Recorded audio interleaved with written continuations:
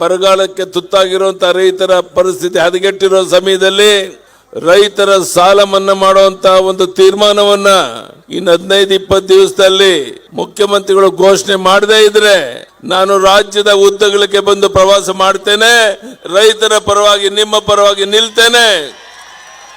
ಈ ಭರವಸೆಯನ್ನ ನಾನು ನಿಮ್ಮ ಅಣ್ಣ ತಮ್ಮಂದಿರಿಗೆ, ನಮ್ಮ ತಾಯಿಯಂದಿರಿಗೆ, ಮಾಧ್ಯಮದ ಸ್ನೇಹಿತರಿಗೆ ಕೊಡ್ತಾ ಇದ್ದೇನೆ. ಬಂಧುಗಳೇ, ಕಿಸಾನ್ ಸನ್ಮಾನ್ ಯೋಜನೆ ಪ್ರಧಾನಿ ನರೇಂದ್ರ ಮೋದಿ ಅವರು 6,000 ಕೊಟ್ರೆ, ನಾನು ಮುಖ್ಯಮಂತ್ರಿ ಆಗಿದ್ದಾಗ ಅದಕ್ಕೆ 4,000 ಸೇರಿಸಿ 10,000 ಕೊಡ್ತಾ ಇದ್ದು. ಅದನ್ನ ನಿಲ್ಲಿಸ್ಬಿಟ್ರಲ್ಲ. ಕಾರಣ ಏನು? ಯಾರಿಗೆ ಮೋಸ ಮಾಡಕ್ ಕೊಟ್ಟಿದ್ದೀರಾ? ಯಾರಿಗೆ ಟೋಪಿ ಹಾಕಕ್ ಕೊಟ್ಟಿದ್ದೀರಾ?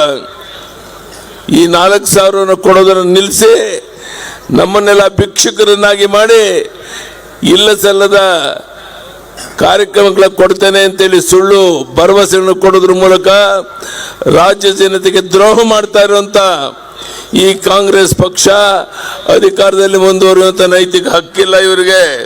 ನನ್ನ ಕಾಲದಲ್ಲಿ ರೈತನ ಪಂಪ್ಸೆಟ್ಗೆ ಉಚಿತವಾಗಿ ಯಾವುದೇ ಷರತ್ತಿಲ್ಲದೆ ವಿದ್ಯುತ್ ಕೊಡ್ತಾ ಇದ್ದೆ.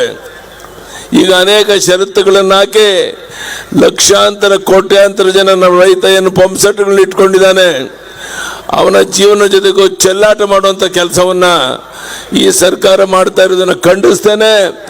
ತಕ್ಷಣ ನಮ್ಮ ಕಾಲದಲ್ಲಿ ಯಾವ ರೀತಿ ಉಚಿತವಾಗಿ ವಿದ್ಯುತ್ ಕೊಡ್ತಾ ಇದ್ದದನ್ನು ಮುಂದುವರಿಸ್ತಾ ಇದ್ರೆ ದೊಡ್ಡ ಹೋರಾಟವನ್ನು ರಾಜ್ಯದಲ್ಲಿ ನಾವು ತಗೊಳ್ತೇವೆ. ಈ ಒಂದು ಎಚ್ಚರಿಕೆಯನ್ನ ಈ ಸರ್ಕಾರಕ್ಕೆ ನಾನು ಕೊಡಕ್ಕೆ ಇಚ್ಛೆ ಪಡ್ತೇನೆ. ಬಂಧುಗಳೇ, ನೀರಾವರಿ ಯೋಜನೆಗಳು ಸಂಪೂರ್ಣ ಸ್ಥಗಿತ ಆಗಿದೆ. ಯಾವುದೇ ಅಭಿವೃದ್ಧಿ ಕಾರ್ಯ ನಡೀತಾ ಇಲ್ಲ. ಬರಗಾಲಕ್ಕೆ ತುತ್ತಾಗಿರುವಂತ ರೈತರ ರಾಷ್ಟ್ರೀಕೃತ ಬ್ಯಾಂಕ್, ಸಹಕಾರಿ ಬ್ಯಾಂಕ್ಗಳ ಸಾಲವನ್ನ ಮನ್ನಾ ಮಾಡುವಂತ ತೀರ್ಮಾನವನ್ನ ತಕ್ಷಣ ಈ ರಾಜ್ಯದ ಮುಖ್ಯಮಂತ್ರಿಗಳು, ಹಣಕಾಸಿನ ಸಚಿವರು ಘೋಷಣೆ ಮಾಡದೇ ಇದ್ರೆ ನಾನೇ ರಾಜ್ಯದ ಉದ್ದಗಲಕ್ಕೆ ಪ್ರವಾಸ ಮಾಡ್ತೇನೆ. ನಿಮ್ಮ ಪರವಾಗಿ ನಿಲ್ತೇನೆ. ಹಳ್ಳಿಗೆ ಬರ್ತೇನೆ, ಜಿಲ್ಲೆಗೆ ಬರ್ತೇನೆ. ನೀವೆಲ್ಲ ಒಗ್ಗಟ್ಟಾಗಿ ಒಂದಾದ್ರೆ ಈ ಸರ್ಕಾರದ ಮೂಗಿಡಿದು ನಾವು ಕೆಲಸವನ್ನು ಮಾಡಕ್ಕೆ ಸಾಧ್ಯ ಇದೆ.